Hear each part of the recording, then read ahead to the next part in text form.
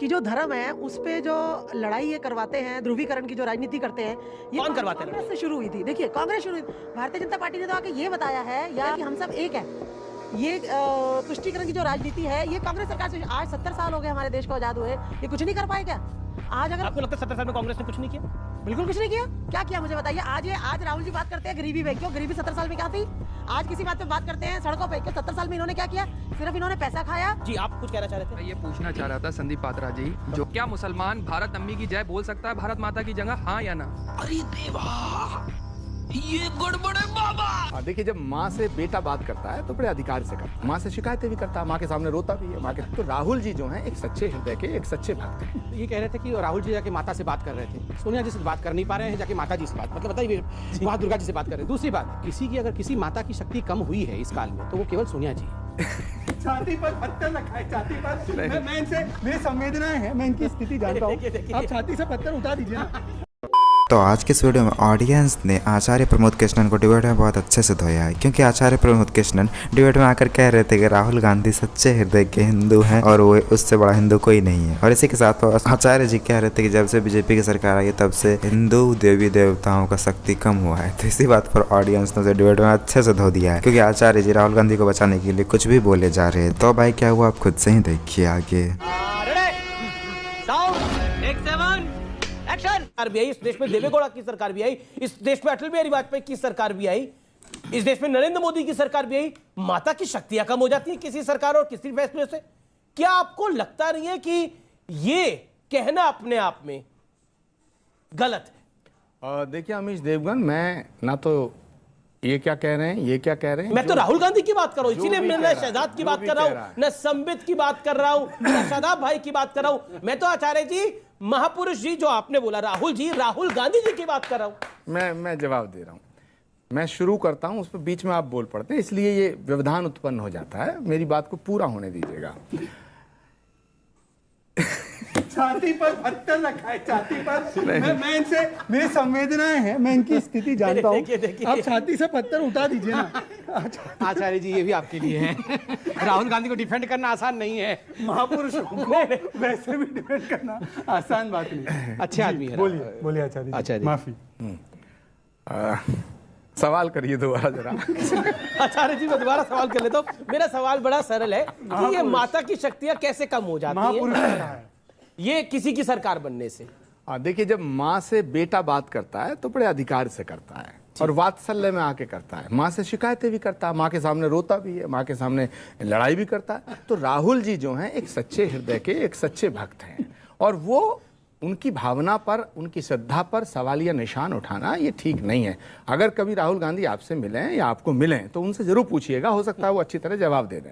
मैं आपसे जान रहा हूं, आप इतने बड़े आध्यात्मिक गुरु हैं, मैं आपसे जान रहा हूं, क्या किसी की सरकार बनने से, कल को हो सकता है कि ये नरेंद्र मोदी की सरकार चली जाए, उसके बाद आपकी सरकार आ जाएगी, तो माता की शक्तियां बढ़ जाएंगी? भाई मैं आपको जो मैंने आपसे क्या कहा, राहुल गांधी जी जब आपको मिलें तो उनसे जरूर पूछिएगा। मैं जहां तक समझता हूं वो एक निर्मल हृदय व्यक्ति हैं, मैंने पहले भी कहा। ये कह रहे थे कि राहुल जी जाके माता से बात कर रहे थे, सोनिया जी से बात कर नहीं पा रहे हैं, जाके माता जी से बात, मतलब बताइए वहाँ दुर्गा जी से बात कर रहे हैं। दूसरी बात है, देखिए दुर्गा जी की शक्ति कभी क्षीण हो नहीं सकती, वो जगदम्बे है। किसी की अगर किसी माता की शक्ति कम हुई है इस काल में तो वो केवल सोनिया जी है।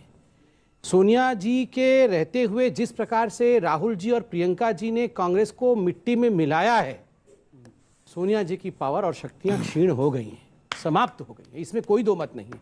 इसको आप कंफ्यूज मत करिए, ये तो खुद आचार्य जी मानेंगे। और देखिए मैं हाथ जोड़ के, इसमें कोई राजनीति नहीं करना चाहता, कृपया करके हिंदू देवी देवताओं को, अल्लाह को भी, जीसस को भी, वाहेगुरु को भी आप राजनीति से बाहर रखिए। ये इस प्रकार से ये वाहेगुरु जी का हाथ है, ये कांग्रेस का हाथ वाहेगुरु जी का हाथ है। आप किसी सिख भाई को बोलिए, वो नाराज हो जाएंगे। ये खिलवाड़ है किसी के धर्म के साथ, ऐसा नहीं बोलना चाहिए। बिल्कुल आपकी बात सही है कि किसी भी धर्म 84 के दंगों में 5000 सिखों का कत्लेआम करके वाहेगुरु जी का हाथ कांग्रेस का, किसी भी धर्म के बारे में ऐसा नहीं बोला। ठीक है आचार्य जी, मैं आपको मौका दूंगा, लेकिन मैडम आप कुछ पूछना चाहती थी या कुछ कहना चाहती हैं? मेरा कहने का मतलब मैं ये कहना चाह रही हूँ कि जो धर्म है उस पे जो लड़ाई ये करवाते हैं, ध्रुवीकरण की जो राजनीति करते हैं, ये कौन करवाते हैं कांग्रेस से शुरू हुई थी। देखिए कांग्रेस शुरू हुई, भारतीय जनता पार्टी ने तो आके ये बताया है, या आप ये समझिए हिंदुज्म में तो ये बताया गया कि हम सब एक हैं। ये तुष्टीकरण की जो राजनीति है ये कांग्रेस सरकार से, आज 70 साल हो गए हमारे देश को आजाद हुए, ये कुछ नहीं कर पाए क्या? आज अगर आपको लगता है 70 साल में कांग्रेस ने कुछ नहीं किया? बिल्कुल कुछ नहीं किया। क्या किया मुझे बताइए? आज राहुल जी बात करते हैं गरीबी पे, क्यों? गरीबी 70 साल में क्या थी? आज किसी बात पे बात करते हैं सड़कों पे, क्यों? 70 साल में इन्होंने क्या किया?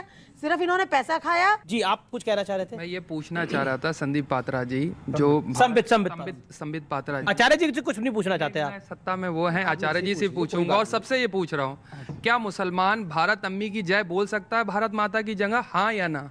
आप इस नारे क्या बोल सकते हैं? भारत अम्मी की जय बोल सकता क्या है? भारत अम्मी की जय बोल सकता है, जहाँ भारत माता को भारत माता से जोड़ते हैं? क्या हम इस तरीके से कर सकते हैं इस चीज को?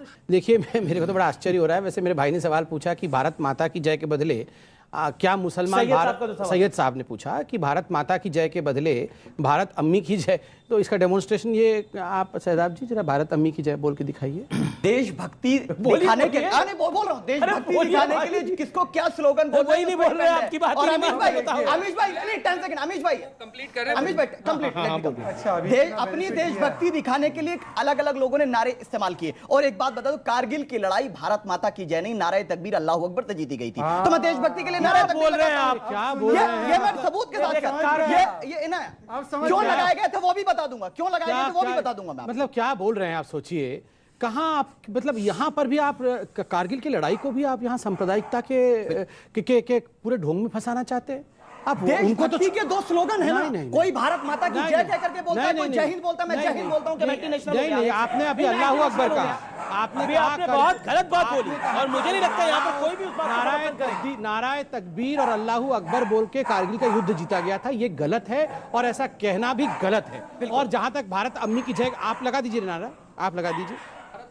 भारत अम्मी की जय, इसमें तो अच्छी बात है, आप भी भारत अम्मी की जय बोल उनकी मर्जी है, मैं नहीं बोलता ना, उनकी मर्जी है। अब देखिए तो ये भी तो मुसलमान की तैयारी नहीं है। मैं जय हिंद बोलता हूं, ये अरे आप ही कहेंगे संबित भाई चाकू लेकर कहेंगे नहीं बोलना पड़ेगा। मैं कहां बोल रहा हूं? सईद भाई बोल रहे हैं, पड़ेगा मुझे। अरे सईद भाई बोल रहे हैं कि मुसलमान लोग चाहते हैं कि वो भारत अम्मी की जय बोले। मैंने कहा बैठा तो है मेरे बगल में मेरा छोटा भाई, यही बोल दे। आप बोलेंगे जिसकी जो मर्जी है बोल दीजिए। शहजाद को आप अम्मी के बदले क्या बोलना चाहते हैं वो बोल दीजिए। शहजाद जी मैं भारत माता की जय भी बोलूंगा, वंदे मातरम भी बोलूंगा और हर हर महादेव जय श्री राम भी बोलूंगा। और मैं आपको बताता हूं क्यों। क्योंकि ये नारे जो थे भारतीय जनता पार्टी के आने से कई वर्षों पुराने के नारे। जय श्री राम तो 5000 साल पुराना है, वंदे मातरम और भारत माता की जय, माफ कीजिएगा, जब भारतीय जनता पार्टी तो 1980 में बनी है, उससे कई वर्षों पहले भारत की आजादी की लड़ाई जो लड़ी गई, इसको एकत्रित करने वाले नारे ये नारे थे। और उस समय कोई ये नहीं देखता था कि हम बीजेपी है या हम कांग्रेस है, वो देखते थे हम भारत माँ के लिए लड़ते हैं। चलिए इनको अम्मी पसंद है तो अम्मी का शब्द इस्तेमाल करें, पर मैं आचार्य जी से यही कहता हूँ, हमेशा कहता, 10 मिनट पहले कहा था कि इनसे आप जो उम्मीद करते हैं ना इनसे कि आप नाराय तकबीर लगाएंगे तो ये लगाएंगे हर हर महादेव, आप कहेंगे कि मैं इफ्तार करवा दूं मंदिर में तो ये मस्जिद में खोल देंगे दरवाजे, ये आपके सामने नमूना खड़ा है और ये अपने आप को क्षत्रिय बता रहे हैं।